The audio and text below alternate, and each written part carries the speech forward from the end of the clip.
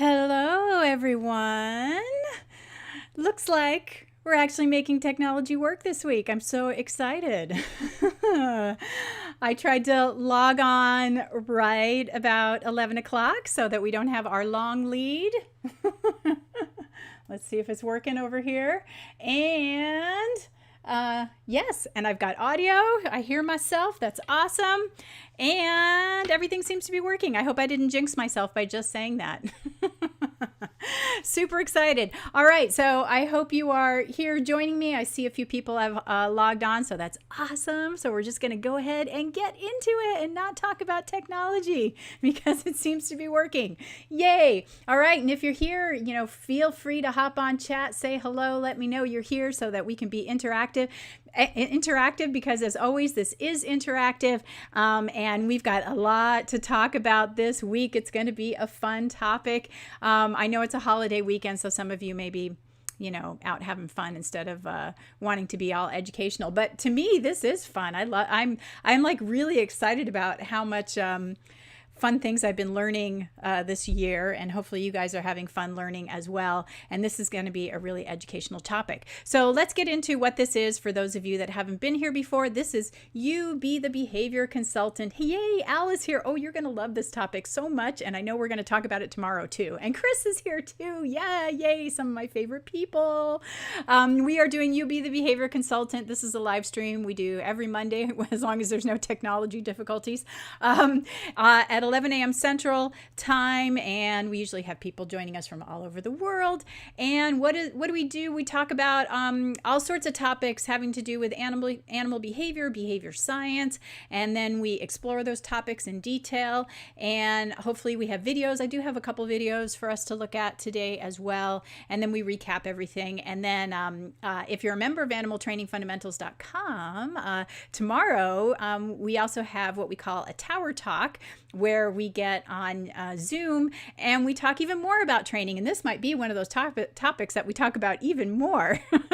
All right, so what we're going to talk about today is we're going to talk about some words that have been going around the animal training community for a few years now.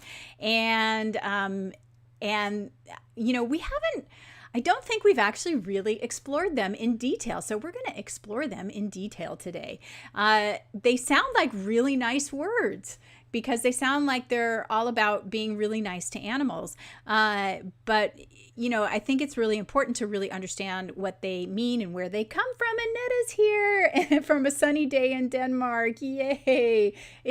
I guess it's sunny here in Texas too. It's kind of a mix. We've had a lot of rain this year, but it's a little toasty today, that's for sure. All right, so what we're going to talk about today are some words that people may have heard before. They may not have heard of the word least restrictive, but it's an important word we talk about. A lot of people have heard the words least intrusive, and they've certainly heard the words minimally aversive. So if anybody's feeling brave and wants to maybe try to define these words, feel free to throw it in the chat. As I'm sure you have figured out by now, I've already done a bunch of research to look up definitions for these. But I'd love to hear your thoughts on what you think might be some definitions for these, or what you may have heard. They don't have to be your definitions. They may have been things that you're hearing people talk about in the animal training community, what people have been using as definitions for these words, because this is probably important stuff to discuss. What do you think any of these words might mean, or mean to you, or mean to others? Any thoughts? Anybody feeling brave? I think we have we have more than just our few that have commented so far. We've got more people on here than have already commented. Anyone feel like trying to throw out some definitions for some of these terms that we hear all the time? Well, not so much the least restrictive. I know we don't hear least restrictive, but we certainly hear least intrusive and minimally aversive mentioned quite a bit in the animal training community. But what do those terms mean? Do we have any thoughts or ideas? Anyone willing willing to take a stab at it? It's really gets your brain spinning when I like Chris's thing, least restrictive, freedom of movement. Yeah, so that term definitely gives you a visual, doesn't it? I would agree with you there that one gives me some visuals. Adrian says, good morning from, what season is it today? Central Arkansas. I feel you. It's the same thing in Texas. We have had so much rain this year. You wouldn't know. It's now, gosh, it's going to be summer, right? We're going into June. Oh goodness. And I'm glad you're here with us, Adrian. We have a good group of people that participate in this live stream, I must say. I appreciate the quality of people that join us here. That's my gift. I think I'm really lucky of the people that participate in this. Yeah. So I like least restrictive as defined with limiting movement. That's pretty accurate, or at least that's the visual I get as well. And it will tie into what I found. Anybody else feel like giving some thoughts? And I might go to this slide to give us some more prompts of things that you may want to address or may think about. These are tough. I mean, so I'm not surprised if people are going, I'm not sure, because it's not as easy as it looks when you start thinking about it more. And I spent a lot of time working on it. And Chris has least intrusive, least intruding. Yeah. And then you start to think about, well, what does intruding mean? What does intruding mean? So that's a good question. That's a good question, huh? And least intrusive, minimum change of behavior. Minimum change of behavior. Ooh, I hadn't thought about that. Okay, Ruth says, I think minimally aversive involves looking at all the training plans that you might possibly use to achieve a behavior and trying to select the training plan with a mix of the fastest results with the methods that use the least aversive stimuli. Okay, so least aversive stimuli. Okay, I like that part of it, least aversive stimuli. That kind of, I can get a visual on that. That's helpful for me. Okay. So let's see. Oh, okay. Least intrusive. I skipped Adrian's there. Not forcing yourself into the animal's safe space. Okay. So this is kind of expanding on what Chris was saying there, pushing your hand into a bird's stomach to force a step up. Okay. So maybe operationalizing that a little bit more for us there. Okay. Least intrusive, minimum change. And I'm going back to Annetta's there, seeing if that kind of ties in with what Annetta was saying there. I'm liking this. You guys are getting on more of a roll here. Intruding, forceful. Okay, getting more operationalized. This ties in with our live stream last week, doesn't it? Operationalizing behavior. And Lydia says, for least restrictive / intrusive, allowing maximum independence to the learner. Ooh, okay. That's going to tie. Well, Lydia's my behavior analyst. Yeah, that's right. Yeah, so this ties into some of our I don't want to say yet. I'm hanging on to it. I'm hanging on to it because I want to let you guys keep providing your perspectives and thoughts. So this is good. I like it. I like letting you add your 2 cents there. The learner can choose to participate or not, which gets us into more convoluted conversations. Minimum of intervention may be more accurate. Minimum of intervention. Oh my goodness. These are tough, right? These are really tough. Because then we have to ask, what does that mean? What is minimum of intervention? I guess this is going back to our question of what does the word intrusive mean? And this is why I'm asking these questions, right? So how do we get down to and going back to our live stream last week of operationalizing these words. And and this is why I like that you guys are kind of thinking this through, because it gets a little difficult to put it into words when we're asked, well, what does it mean, right? What does that look like, right? Going back to our what does it look like? What does intrusive look like? If someone were to come up to you and say, well, you're being intrusive, and you would say, well, and you could say, well, how do you know? And that person could say, well, how do you know I'm being intrusive? And you could say, well, because you did blah, blah, blah, blah, blah, right? You know what I'm saying? We're getting to that arguing again of, well, how do you know someone's being intrusive? What tells you that is being intrusive? I think sometimes it's a little easier to say what's restrictive. That I think I can kind of get a little visual on a little bit more. And I even think aversive is a little bit easier to describe, right? Because we have a pretty well-defined, we have terminology for aversive, but how do you know if something is intrusive is what I'm asking on this one. And we'll get into this a little bit more here in a minute, but I'm just letting you guys continue to come up with some words for some of these things.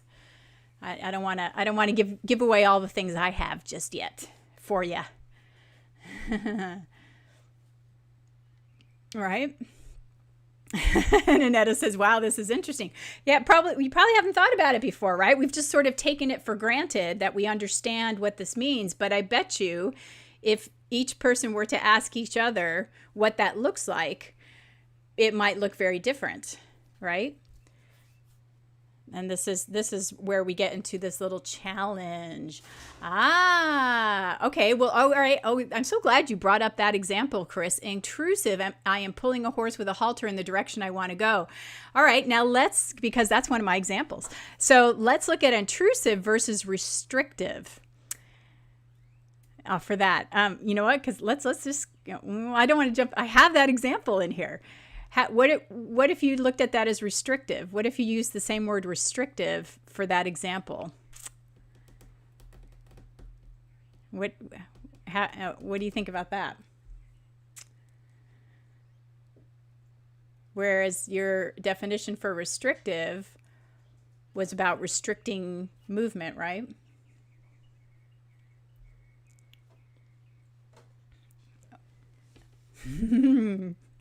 So how might restrictive be different applied to pulling the horse versus intrusive?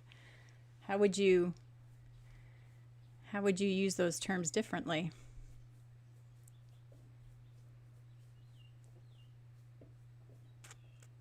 See my one of my prompts there, are they interchangeable?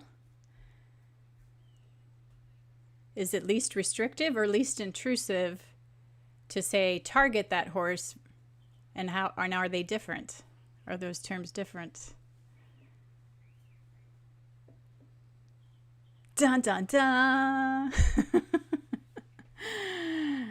Some things to think of. I don't know.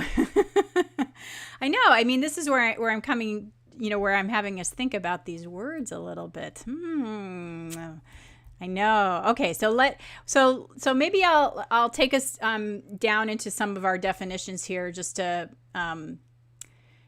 help us think about it again. Ruth says restricting should be restricting the choice options and what behaviors the animal can do or can offer due to the antecedents. So you only give the animal one choice, maybe in what to do.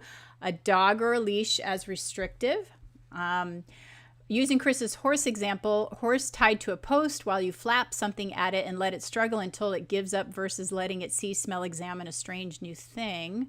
I actually just read a study about teaching a horse to load in a trainer using least restrictive methods. It was just fascinating. Yes, interesting. Yeah, I'm totally with you guys. This is really fascinating stuff to think about. All right, so let's start with where do these terms come from, because they're confusing us, aren't they? So first of all, least restrictive and least intrusive are actually originally derived from the legal community. I think this is part of why it's really difficult for us. So they were originally used to protect the rights of people who are unable to make decisions for themselves. So, and of course, this then meant that it was carried over into the mental health community, because there are people in those communities who may not be making decisions for themselves, but they still have rights, right? And so that meant that these terms had to be applied to them as well.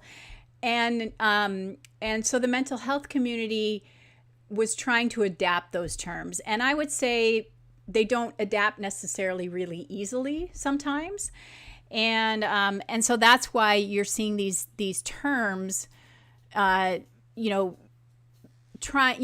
to be used in a way that works for these communities. And and Adrian says, well, that explains why it's so confusing. And so you probably have heard like least intrusive used a lot in the legal community, like a pat down is less intrusive than, say, a body cavity search, right? Or going into a person's home and, just looking around is less intrusive than, flipping everything over and I'm going to, look all over your house until I find something that can incriminate you. Restrictive has to do a lot with, and well, maybe I'll get to that definition in just a second here. But now these have trickled down into the animal training community, and so the question is, are we using them properly as well, and are we really understanding them? We're trying to make them work for us too, but again, do we really understand them? So getting into restrictive. We're trying to apply this, and again, I think Chris and Al, they were on the track there, that we're talking about physically impeding the occurrence of the behavior by restricting movement or otherwise preventing completion of the target behavior. And so there's a book, which I do have, where they describe it that way. But it is often talking about physical restraint with humans, and you could be doing physical blocking. You could be blocking the action of the behavior by using, sedation, chemical restraint. Limiting access to the objects in the environments. When we're talking about legal rights, it might be, you don't get the right to vote, or you don't get legal rights to do things. You don't get to do certain things that other people get to do. But, this is also the thing, like when they talk about the First Amendment, we have the right, the right to say what we want, but we don't get to say everything we want. Like, you don't get to go into a crowded theater and yell fire when there's no fire. There are limits to your rights. So you have restrictions on your rights. So that's often how they refer to it in the legal situation. So when we're trying to take it down into the animal world, we have to think in terms of limiting access, limiting movements, removing opportunities, making the animals or the learner's world smaller. So you're restricting. Does that make a little bit more sense? Okay. So it's a weird word. And so, but I will say in the world of behavior analysis, it is a term that is accepted and used frequently. It is part of this seminal paper by Van Houten et al., The Right to Effective Behavioral Treatment. This is sort of the cornerstone of how behavior interventions are done. So behavior interventions need to be effective, efficient, and least restrictive. And so this is how behavior analysts are supposed to operate. This is how they make behavioral decisions on behavioral interventions. They are supposed to consider, is the treatment going to be effective? Is it going to be efficient? And is it going to be least restrictive? And so, they talk about least restrictive here. And this is really an important paragraph. The least restrictive treatment is defined as the treatment that affords the most favorable risk to benefit ratio. I think that's really important. The risk to benefit ratio, with specific consideration of the probability of treatment success, anticipated duration of treatment, distress caused by procedures, and distress caused by the behavior itself, one may conclude from the premise that a non-restrictive intervention that permits dangerous behavior to continue while limiting participation in learning activities and community life, or results in a more restrictive placement, may be considered more restrictive than a more intensive intervention that is effective and enhances quality of life. So that is like a big cornerstone of how interventions are decided upon for human intervention, for human behavior problems. And to be quite honest, it's what I think about when I'm deciding on what I'm going to do. So, I make a decision based on what's going to be effective, what's going to be efficient, and what's going to be in the best interest of the animal. Although I may not think of the word least restrictive, I sort of think of what's best for the animal that's going to cause the best risk to benefit ratio is more kind of how I think about it. Although I'm not thinking in terms of restricting activity and movement and access to things in the sense of restriction, but I do think about sort of, well, I'm going to give you another word down the road that I think we might consider. All right, so there's that to think about. So now, intrusion. Let's get to intrusion. So, intrusive. Now, this is a tough one too. So, I found a few definitions because there are a million definitions. So for this one definition is from the Michigan Department of Health and Human Services. And they defined it as techniques that encroach upon the bodily integrity or the personal space of the individual for the purpose of achieving management or control of a seriously aggressive, self-injurious, or other behavior that places the individual or the other at risk of physical harm. So they're thinking about like people who might be hurting themselves or others. Examples of intrusive techniques are mechanical restraints, use of medication for behavioral management purposes, etc.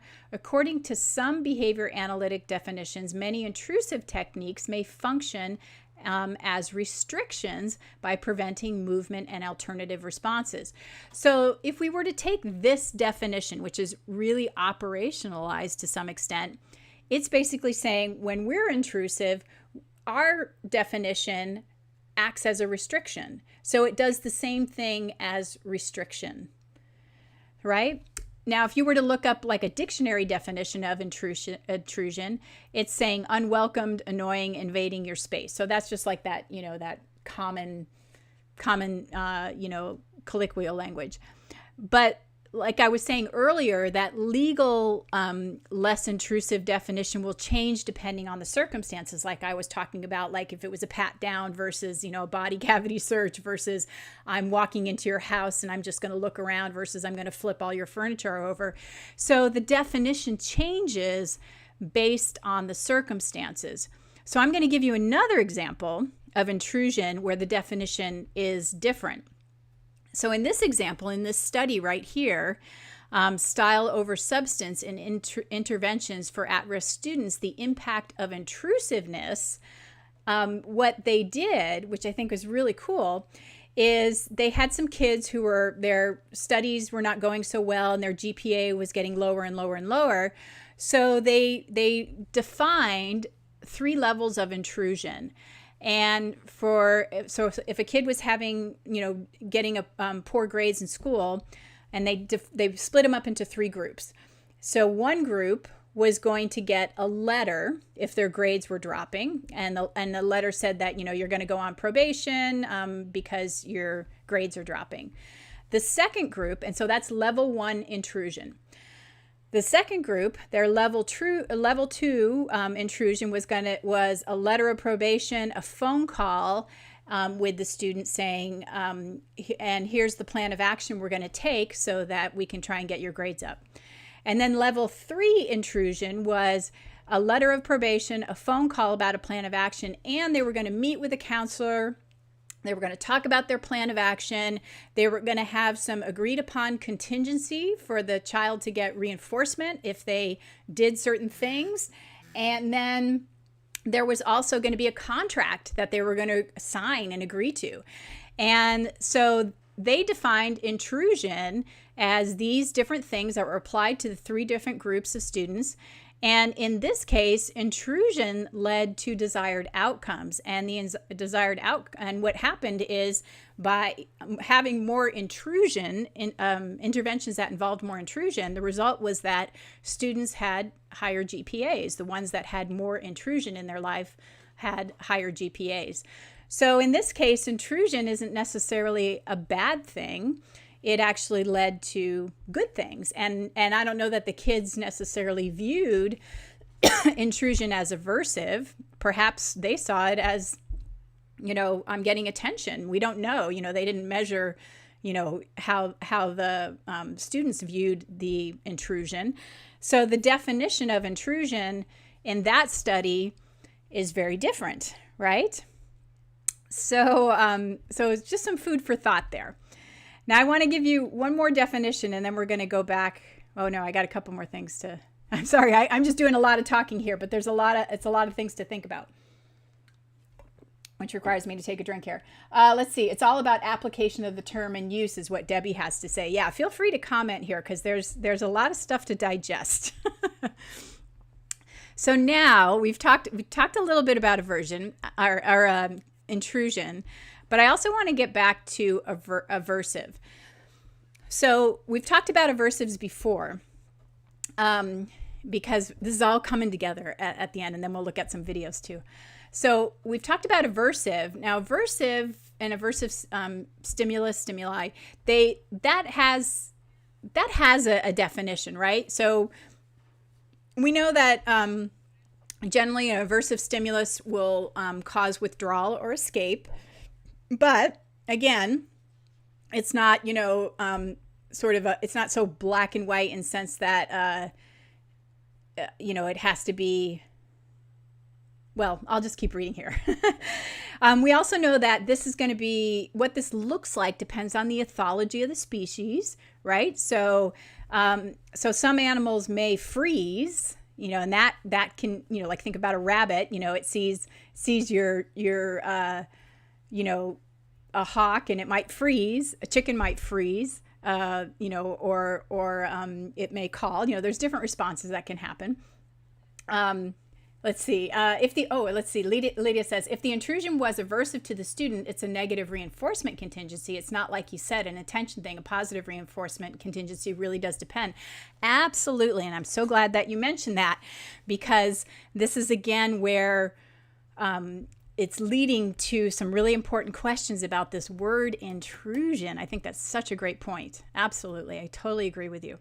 And this is also kind of why I want to mention aversive, because we're going to get to where intrusion gets conflated with aversion, which it leads to your point there, Lydia. So such a great point. So with aversive, the response is also dependent on the potency of the aversive stimulus, which can range from like you hardly even notice it to really extremely potent. And so that's another thing we have to remember, that not all aversive stimuli are created equal, and the characteristic of it can change. So some of you that I went to the constructional approach stuff, know that part of the objective of that is to change that characteristic of the stimulus. So at first the animal might find that stimulus aversive, but then our goal is to change the characteristics so that it's an appetitive, so that the animal goes, oh, I used to not like you, but now I think you're awesome. So remember that an aversive stimulus doesn't necessarily always have to be, horrible, and that there's extreme escape and avoidance. It might be very minor, and it can also change. And again, reinforcement history has a huge part in that. It isn't, always just a respondent thing. And it can be an important part of the feedback loop. We also need aversive stimuli in our life. That's how we learn to, avoid things too. Yeah, it's right. Aversive is in the eye of the beholder. Absolutely, Al. Absolutely. Like some people love snakes. And the other reason I have the snake here is because the snake is in the sun right now. And there could be a point where the snake says, you know what? The sun feels good, but now it's too warm and I'm going to move into the shade. So the sun may change characteristics depending on, if the snake gets too warm. That's so true, says Lydia. And pain, fear, anxiety, and distress are not required for aversive stimuli to provide feedback for the learner, as are reinforcers. Absolutely. Yeah, reinforcers are in the eye of the beholder as well, too. So all really important points to remember. Okay, so I just wanted to get all that out there about aversive stimuli, just so we have that. Because this is another thing that some of you may have been exposed to, this principle of the least intrusive alternative. And you can see I have my doubting person here, because this is one that I have a lot of challenges with. Because let's look at the words here. When one is considering behavior reduction, the least intrusive intervention is the least aversive. So that's kind of like, to me, it's kind of saying like the least aversive intervention is the least aversive. I kind of feel like we got a little problem here. All the definitions we use are always about perspective of the learner. I'm reading Debbie's comment here. And even though we don't fully know what is in the mind of the learner as well, going back to observable only, yeah, we're trying to... Well, and again, this is one of the things about aversive stimuli is that we look at how the animal responds, and that gives us information. Do they move away from it? Do they move towards it? Those are things that we try to measure. Okay, so this is what I have with this principle, and this is from Alberto. I can never say the name, Alberto and Troutman. Oh, it looks like I forgot an O on there on my reference. And so I've always had problems with this, and this again is sort of tied to that hierarchical approach, which there's a lot of dispute about that, and actually I referenced earlier Fisher et al., and Fisher et al. Also disputes it. So in that book, if you have that book, and so well, they articulate it perfectly, and I'm so going to reference them. Yeah, so so this just doesn't make sense. So the teacher should determine the least intrusive to be the least intrusive to the most intrusive, most positive to most aversive. So to me, this is really conflating things. It's just making things more confusing. And again, we see that mixing up of then the least aversive parentheses intrusive. It's kind of like you're just saying aversive. You're saying the same thing twice. So this to me is a problem. I kind of wish we could change the names of the quadrants away from punishment. It's never been a hierarchy so much as a diamond. Well, and again, I will say that in behavior science, they tend to say contingencies and learning processes, and, quadrants is really not a term that's used that much. I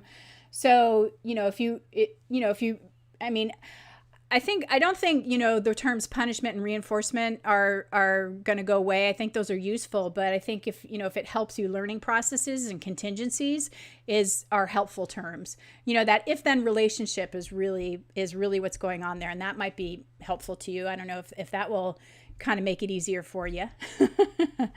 Well, I think it's always kind of been that way. I think it's just that animal trainers got stuck in using certain terminologies. And if you want to go back to the behavior science, Debbie, just use contingency and learning processes, and that might kind of get everybody using those words, and that'll make it a little easier. I don't know. Maybe that'll help. Anyway, so now let's take on LIMA. So LIMA is an acronym that stands for Least Intrusive, Minimally Aversive. Now, a lot of people may not realize this, but it was actually started by a dog trainer named Stephen Lindsay, and he described it in this book, The Applied Dog Behavior and Training. I don't know. I didn't mean to have that aversiveness there at the end. Volume 2 and 3 is where it's listed, or where it's mentioned. So for him, it didn't come from behavior science or the legal fields, as far as I know. And according to the author in the pages in the book, aversive refers to causing pain and discomfort, and intrusive refers to intruding on the relationship with the dog with techniques such as restraint, confinement, hitting, or hanging the dog. So I think, from his definition of LIMA, it's to me, it's even fuzzier, and even more confused. It's almost, again, sort of, less defined, if that makes sense. And as many people now see LIMA, it's been sort of redefined by dog training organizations. And in that position statement, intrusiveness has been redefined to the degree to which the learner has control, which is even more fuzzy. So, and there is no definition for aversive stimulus for the A part provided in the new version of LIMA, according to the position statement. So this is way fuzzier than what I've already provided you. And so to kind of bring it all back to what I find the problem with intrusive, the word, is that, restrictive and intrusive, and this holds true in a lot of the behavior analytic literature too, is that they're often used interchangeably, but should they? I think sometimes when they're operationalized, an intrusive intervention may also be a restrictive one. We also see intrusive and aversive also used interchangeably, but should they be?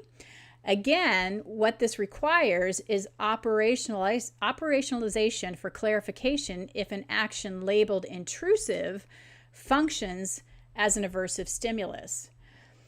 And what we saw, like you saw in the paper that I showed you with the kids, is that sometimes intrusive might be desired. It might be what is required, for a good intervention, as seen in the GPA study. It depends on the function.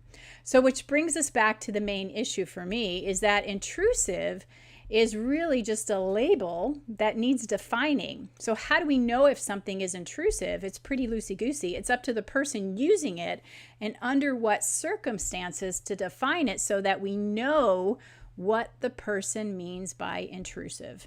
I think this is our big problem with intrusive.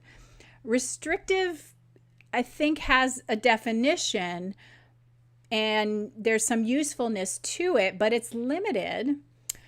Aversive absolutely has definitions, and I think we are pretty clear on what aversive means, but intrusive to me is a big messy ball of wax that I think is not very clear. So what do we do?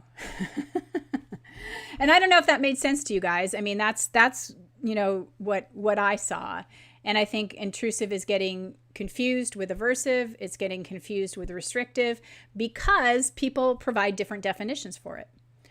Okay, the example I gave with punishment is the same with labels. We keep using incorrectly, like intrusive. The language almost gets in the way of the application. And Ruth says it makes sense. And so words are hard. Adrian says words are hard. Well, and they're important. I mean, one of the things that I'm certainly learning about in our class is like one of the words that keeps coming up is or two words, believability and reliability, and you guys are all going to be able to make sense. Lydia says, I've always used the term somewhat interchangeably, which is funny because I'm a hair splitter, so this is an interesting discussion. Thanks, Lydia. Well, and you'll appreciate this because, we learn about reliability and believability as words, like especially when you're collecting data, but are they accurate? And we can all relate to this in our current times because there are things that we hear repeated over and over and over again in our political times right now. But is that information accurate? Just because somebody repeats something over and over and over again, and you hear it over and over again, doesn't mean that it's accurate. And so I think that's one of the challenges that's going on right now, is there's certain information in the animal training world that we're hearing over and over and over again, and just because people that and trust are saying it over and over again doesn't mean it's accurate. And Lydia says, I was just refreshing my mind on those terms in relation to data yesterday. Ha ha ha. Rachel says, I can't stay for the whole lecture, but wanted to thank you for doing this, Barbara, and so glad you're live streaming on YouTube now. Well, thank you, Rachel. Yeah. These, I love it, Lydia. Yeah. So these are things that, even if, with inter-observer agreement, the same people may see the same things. That's, believability, but it doesn't mean it's accurate, so we'd still have to, measure and have accurate results. And I think what we're having here is, like we were seeing with the intrusive stuff, is that we may not have accuracy because we don't have this word. We can operationalize it differently under different circumstances. So I think that's the problem with that word. And again, I don't want to blame anybody other than, the fact that I think what happened is this legal term had to get absorbed somehow. And what do you do with it? It's just a yucky word. And just because it's accurate doesn't mean it's reliable. Good times. I know, isn't that great? Oh my, so much fun. So, I have another word for you for your consideration. I'm not saying that it's perfect or not, but this is one that a few of us have been tossing around. And then there is replicable. Yeah. Okay, let's see. So here's a word, and I'm so happy Chris is here, because here's a picture of Chris for you all, cueing her horse Amber to do a Flehmen response while she stands on her block there, and with her cockatoo on her shoulder. So some of us have been talking about the word optimal. And again, not that this is the perfect word, but we were saying, so what about effective, efficient, and optimal? And we defined it as procedures that maximize possible benefits and minimize possible harms. And our thoughts is that it causes the trainer to look for what is best to attain, not just what to avoid. And again, it would require some level of risk-benefit analysis to know what those are. And it still requires defining an individualization for each behavior intervention. So again, not necessarily perfect, but maybe it has some application. Just some food for thought. But it would have to be combined with effective and efficient. It's not a standalone by any means. So it's funny that that Chris had mentioned the trailer loading, or pulling on the lead, because that was exactly the example that I had. What would be a least restrictive example versus least intrusive versus optimal if we were to compare, like, targeting into the trailer versus pulling on the lead into the trailer. And that was exactly, my thought is, like, how would we put that into words? Chris likes optimal. Oh, good. Thanks. We're playing around with it. But like, when you think about least restrictive, if I were to apply those words, I think the point about looking for what is best to attain, not just what to avoid, is a really important difference and a benefit of a shift in this vocabulary. Thanks. The study in JABA that I read used target training for this. Great. I like it too. Yeah. I think target training is a great option too, for sure. And again, I was just thinking about these words, and how you might think about like trying to add the vocabulary. Like, if I were thinking least restrictive and somebody were pulling on the lead, that restriction makes me think, oh yeah, using a lead has restrictive components. Least intrusive and not using a lead, like using a target would be least restrictive because you're not pulling on that lead. But then the intrusive part, that kind of threw me for a loop, because I was like, well, okay, how would I say that using a target is not intrusive compared to pulling on the lead? I'm not pushing into the horse. I don't get to talk about how not using the lead is not intrusive, unless I were maybe saying I'm not pushing on the horse because I'm not pushing into its body. You know what I'm saying? So I don't know how least intrusive would be a good descriptor for using targeting over not using the lead. You know what I'm saying? I was trying to compare how each of those words might apply, and that's why I was thinking, well, maybe optimal might work because I can use that, maximizing benefits, reducing risk, because I have a way to say, well, I'm not going to push on the horse and I'm not going to pull on the horse, and I'm going to use the target. So I get to talk about all the ways that I'm going to avoid using coercion and all the ways I'm going to use non-coercive techniques to get the horse into the trailer. Does that make sense? Let's see. I'm reading your comments. I like it too. I like that, Ruth. Like, what's the best case scenario for training and how can we do that? Using a target is optimal, I think. I see optimal fitting as the best word. Can you use optimal instead? Yeah, so that's what I was trying to explain, is like how I think least restrictive limits a way for us to talk about how we're dropping all the coercive methods. And least intrusive also limits how we're dropping all the coercive methods. And optimal allows us to talk about how we're using both the best methods and avoiding all the coercive methods. Does that make sense? I don't know. I guess that's how I'm comparing that. Yes, also degrees of freedoms in terms of how many choices the has are higher with targeting into the trailer. Yeah, I'm just trying to compare how, if we were to talk about, when people are saying, well, LIMA says, least intrusive and effective, efficient, and least restrictive, that limits us. But if we were to say effective, efficient, and optimal, then we get to talk about everything.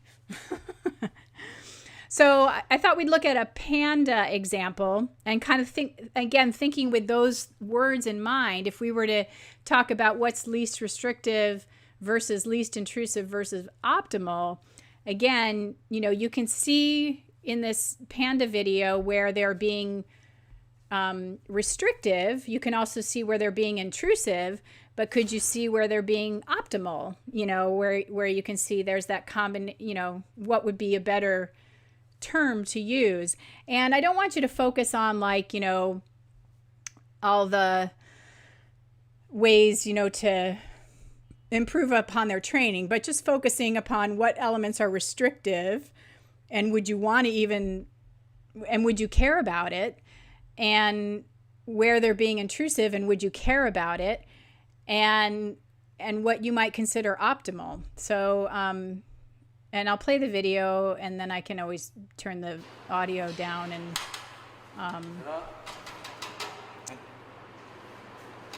here, I'll turn the audio down on the Panda.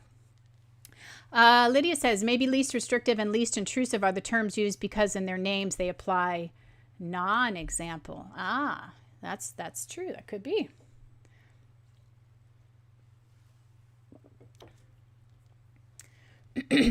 So again, thinking in terms of what do you think is restrictive here? What is intrusive here?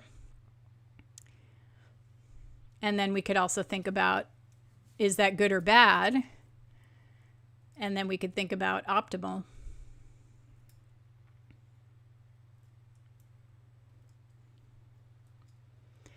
And you can see why there's some issues with those words, or maybe, I don't know, I see why there's some issues with those words when I look at this video.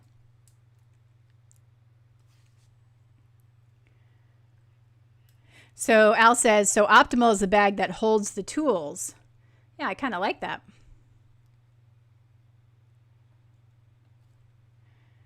Yeah, Chris says Panda in the cage is restrictive. I would agree with that.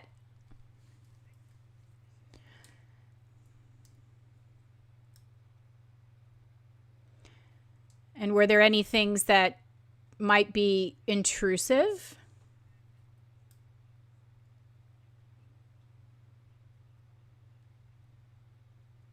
By the definition, I guess.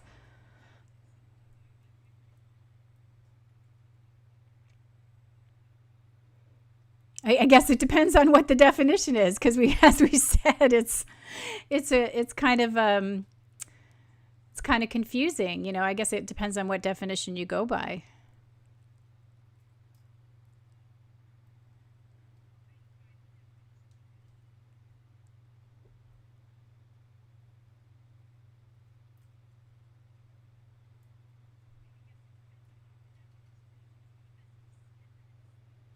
Yeah, and Debbie says intrusive is touching the arm. Yeah, I mean, I guess I would agree with that if we were to go by some of the definitions that we read.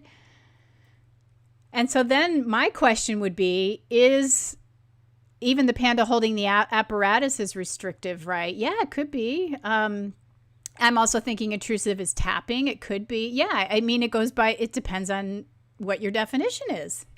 And Lydia says, I guess it depends on what they're doing. I see one guy touching the panda, but they are training for a blood draw or something, right? That would make it appropriate. I totally agree with you, Lydia.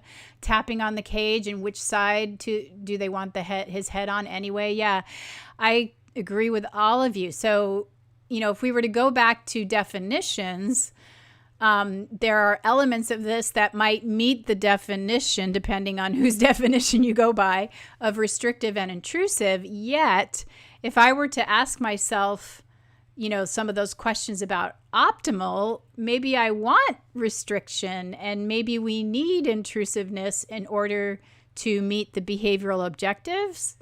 Rocky says, I always think of luring as coercive, but could targeting also be coercive? Well, that's a really good question, because one of the things that we talk about also with is positive reinforcement coercive, when the animal has limited behavioral options. We think about if excessive deprivation was used in order to get an animal to be cooperative, deprivation of whatever appetitive they want. It doesn't have to be food. You could be, removing access to activity, enrichment, conspecifics, whatever it is they want, in order to potentiate your consequences. That's, to me, is coercive. So there's a lot of things. So I would say there's a lot of questions to ask there, Rocky. So those are good questions to ask. So that's where I think I would go back to that optimal word about really doing, a broad overview of your risk benefit analysis, and say, okay, to me, in this situation, we have an animal that is in a smaller space. He has the ability to leave it if he wants to, but having him in a restricted space creates, a safe place for these people to interact with this animal. Teaching the animal that desired consequences will happen if he permits, if he holds onto that bar, if he allows touching. We might say, that level of intrusiveness is optimal in order to attain the desired behavior goals, and it's, there is a desired outcome for the animal. So I think this is where I would go back to, maybe I'm going to use the word optimal instead of be focusing on restrictive and intrusive. Because I would want to do like a risk benefit analysis of does this result in more benefits and less harms to the animal, as opposed to restrictiveness and intrusiveness, because both of those things might be involved depending on my definitions of restrictiveness and intrusiveness. And I'd rather look at the overall picture of benefits, and maximizing benefits and minimizing harms to the animal in order to achieve this desired behavior goal. Does that make sense, I hope, in the way that I tried to explain that? So just trying to find words that really help us articulate what we want to articulate. And we could look at another, yeah, and using optimal makes sense to you. That's good. I like hearing that. Not that I'm trying to push you in a direction. Thought we can look at some examples of weighing birds here.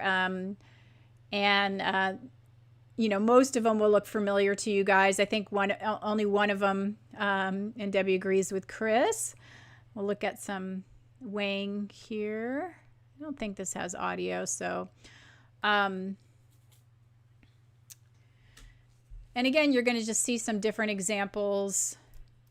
And we can think about them the same way with, you know, restriction and intrusion. Again, you know, we have that challenge of operationalizing intrusion and optimal.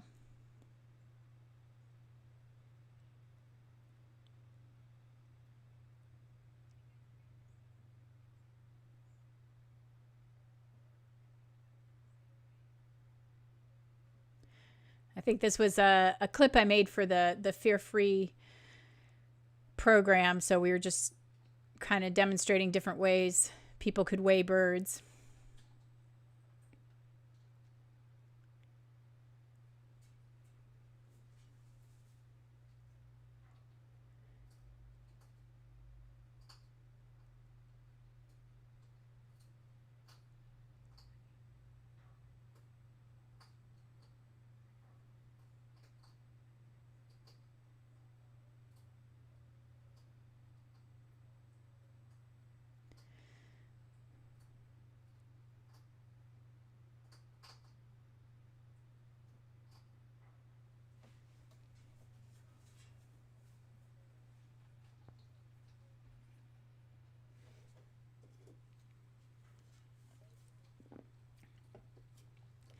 Now, some of those, you know, again, we could talk about restrictiveness. I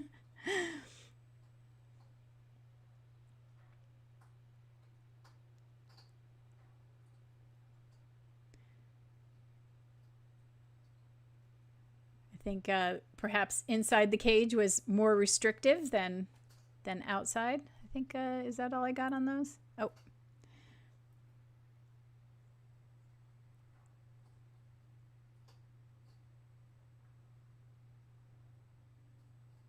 And the one clip I couldn't find is, you know, what about, you know, weighing a bird inside a crate on a scale?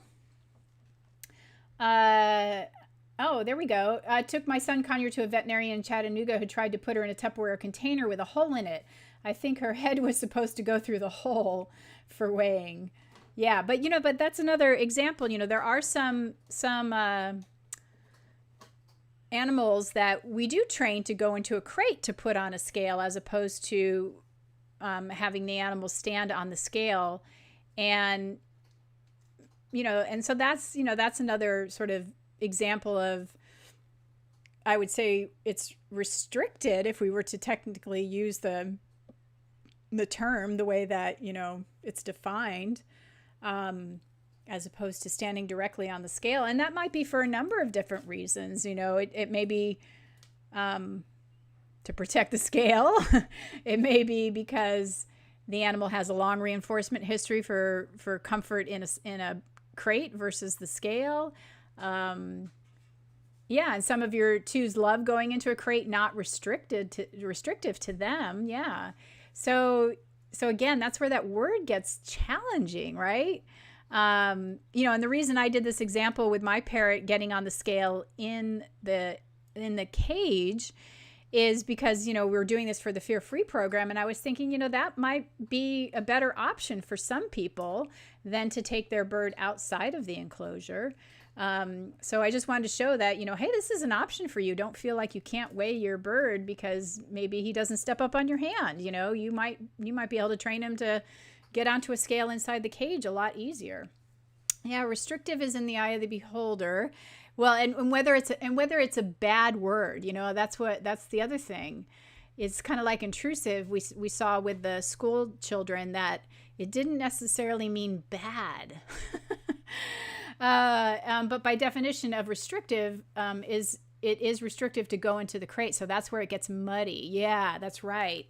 This is the challenge with these words. And again, coming from the legal system, all the questions we ask seem to come back to risk benefit. I think you're right, Al, which is probably a better question to ask on all these things, because with the legal part of it, it really kind of messed everything up. Would it be intrusive if the bird was afraid of the scale in the cage? Right. And that kind of goes back to Al's question about risk benefit. That's a really great question, Chris. Yeah, because that changes the whole scenario, doesn't it? Because then it's an aversive stimulus to the bird, and so that changes the whole picture. Just like punishment is a bad word when it's not necessarily, it's a reduction of behavior. Yeah, and again, that goes back to the potency of the stimulus involved in your punisher and a whole bunch of other factors. So it comes back to a whole lot of other things. I would think it would be aversive than intrusive.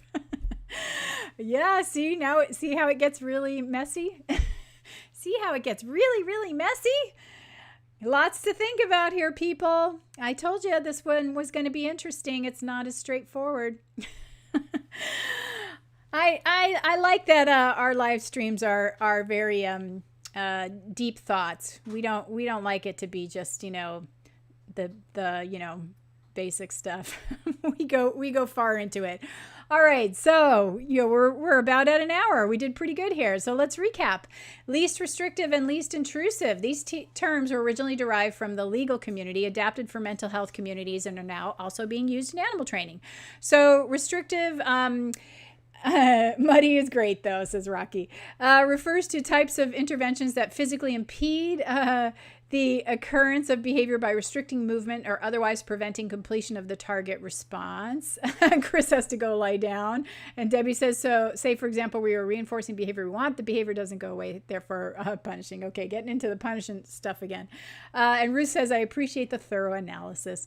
Okay, restrictive often refers to actual physical restraint, blocking use of chemicals to prevent behavior, limits on access to objects and environments, legal rights, reproductive rights, voting, etc. Think in terms of limiting access, limiting movements, removing opportunities, making the world of the learner smaller.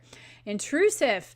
This has many different definitions depending on the source. This requires it to be better operationalized for it to be of use to the practitioner. Depending on the operationalized definition, it can be synonymous with a restrictive procedure or an aversive stimulus, or none of these. It's more of a label, and therefore, in my opinion, this is a less useful term for us, unfortunately. Optimal, a possible alternative for animal trainers to both restrictive and intrusive. Procedures that maximize possible benefits and minimize possible harms, causes the trainer to look for what is best to attain, not just what to avoid. It would require some risk-benefit analysis to know what those are, and it still requires some defining and individualization, which, as we know, is really important for each behavior and intervention. So there we go.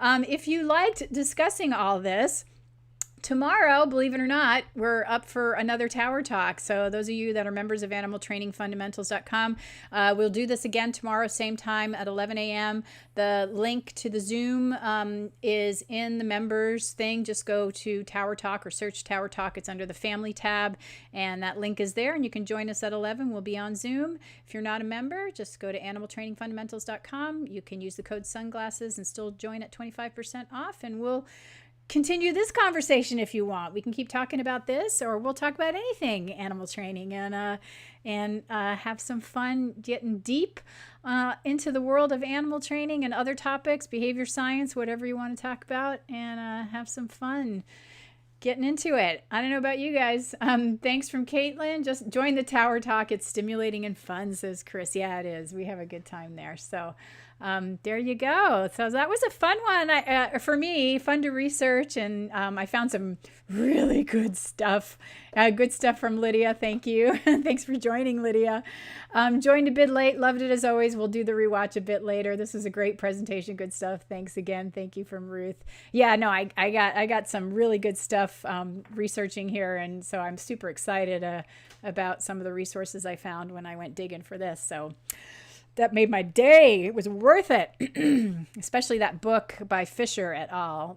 I think it's a handbook of behavior analysis. And I'm just like, ooh, that was a great find.